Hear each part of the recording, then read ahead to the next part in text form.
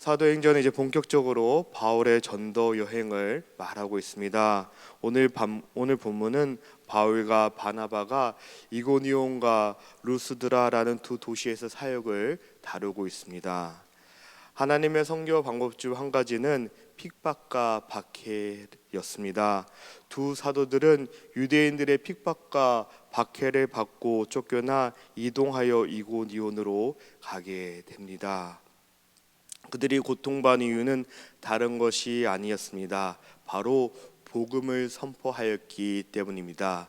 그들이 선포한 진리의 말씀은 바시디 안디옥에 있는 유대인들에게 거부감을 주었습니다.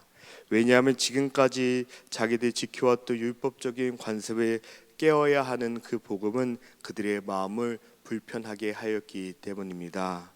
그런 불편한 마음을 가진 유대인들과 상반되게 많은 이방인들은 바울과 바나바가 선포하는 복음을 듣고 주께로 돌아오게 되었습니다. 그리고 그 숫자가 많았습니다. 그 모습을 지켜보는 유대인들은 사람들을 선동하여 자신들의 마음을 불편하게 한 바울의 인행을 핍박하였습니다. 그로 인해서 바울과 바나바는 바시디 안디옥에 나와 이고니온이라는 곳으로 가게 되었습니다. 바시디 안디옥에서 이고니온까지의 거리는 걸어서 사나흘이 걸렸다고 합니다. 한 도시에 쫓겨나 다른 도시로 가는 그들은 어떤 마음이었을까요? 혹 우리에게 왜 이런 핍박을 받아야 할까 허탈해하지는 않았을까요? 그들의 마음을 1절을 통해 알 수 있습니다. 1절입니다. 이에 이고니온의 두 사도가 함께 유대인의 회당에 들어가 말하니 유대와 헬라의 허다한 무리가 믿더라.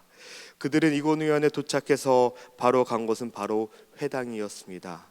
방금 전까지 해도 복음을 전하다가 핍박받고 안디옥에서 쫓겨나듯이 나왔는데 그들은 회당에 들어갔습니다.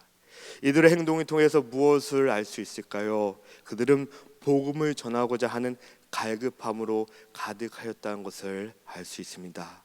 어떻게 해서든지 복음을 효과적으로 전하기 위해서 생각하고 고민하는 그들에게는 다른 생각을 할 여유조차 없었습니다. 회당을 향한 이유는 한 가지였습니다. 많은 사람들이 모여 있었기 때문입니다.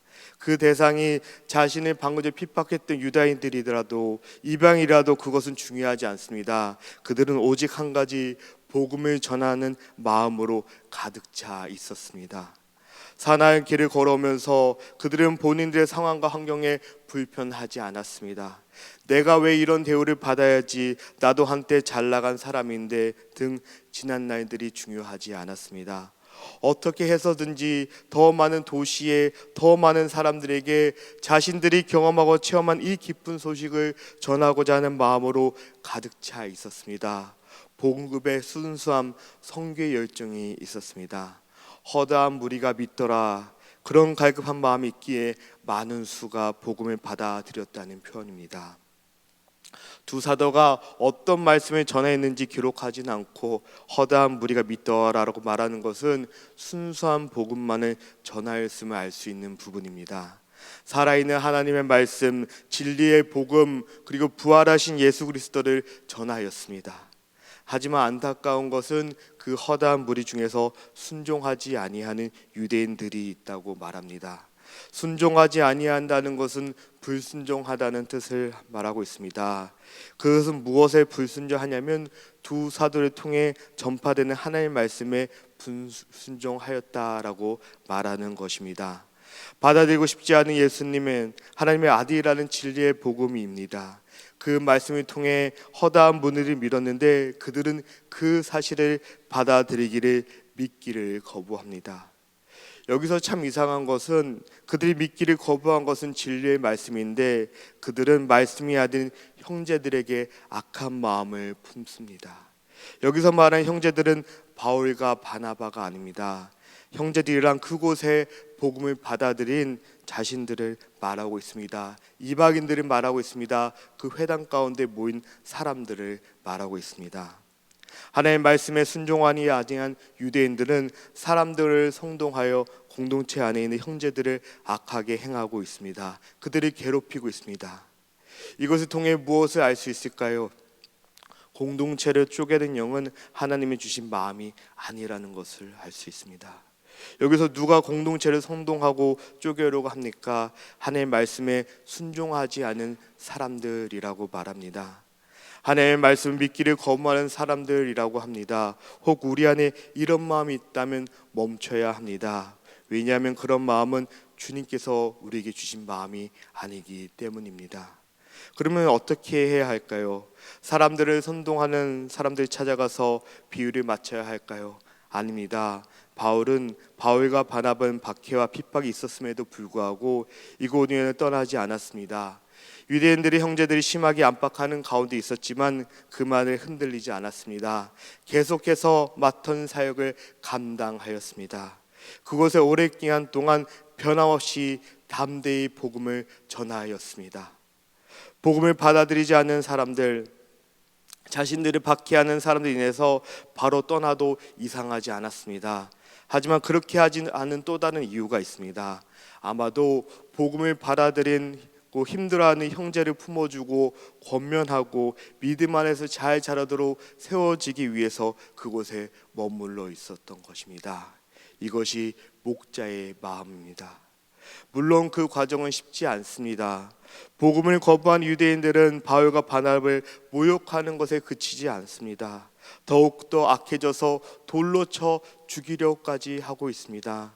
그럼에도 불구하고 바울과 바나바가 담대히 사역을 감당할 수 있었던 것은 주를 힘입었기 때문입니다. 그들은 자신의 능력을 의지하지 않았습니다. 온전히 주를 힘입어 했다는 것을 말합니다.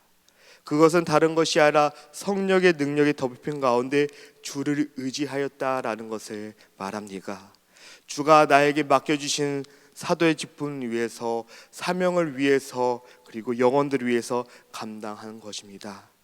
그때 사도들에게 맡겨진 사명을 잘 감당하고 표적과 기사를 행하게 하십니다. 더욱더 은혜의 말씀을 증언하게 하십니다. 주님께서는 이렇게 이적과 기사를 통해서 그들과 함께 하심을 나타내 보여주셨습니다. 사울과 바나바도 분명히 지친 가운데 있었을 것입니다. 하나님의 위로하시며 그리고 사명을 잘 감당하라고 기사와 표적을 주신 것입니다.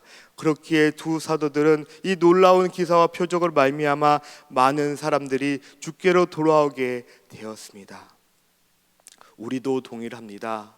맡겨진 하나님의 사역 가운데 왜 지치는 일이 없습니까? 내가 내려놓고 싶고 멈추고 싶지 않은 가운데 있지 않습니까?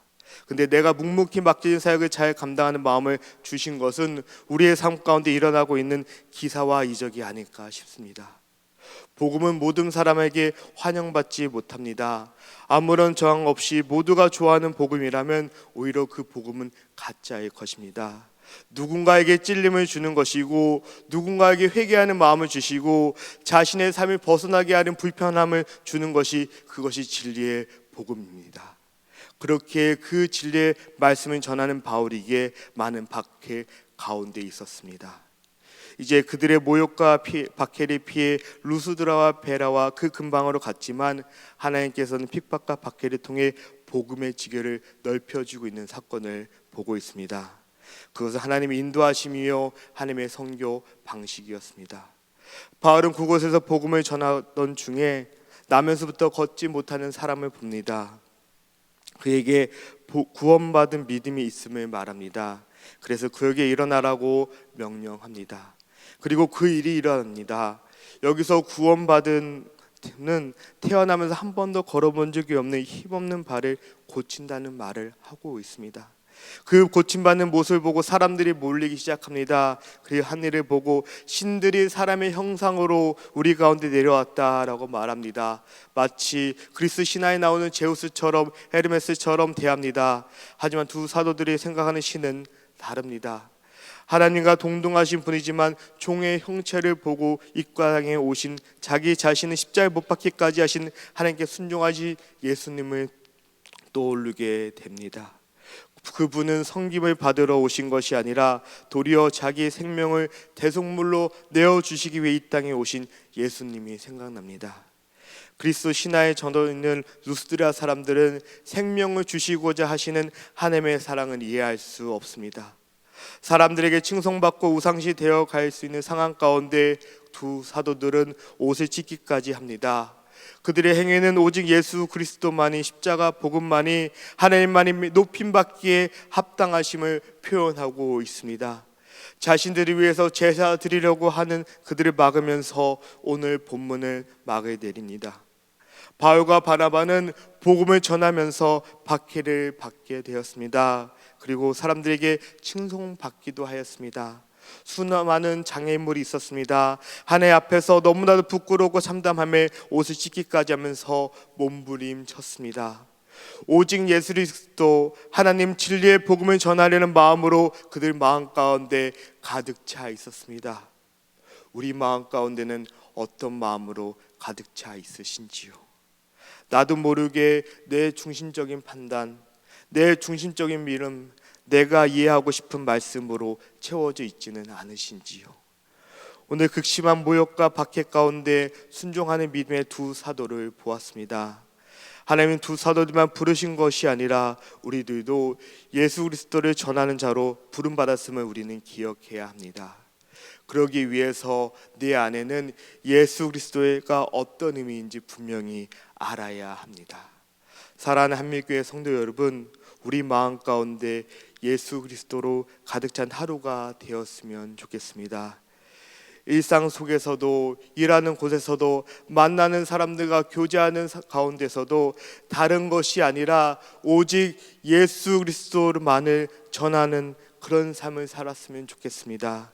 그런 하루를 살아가시는 복된 하루가 되시기를 주님의 이름으로 축복하여 드립니다. 이 시간에 말씀을 놓고 함께 기도합니다.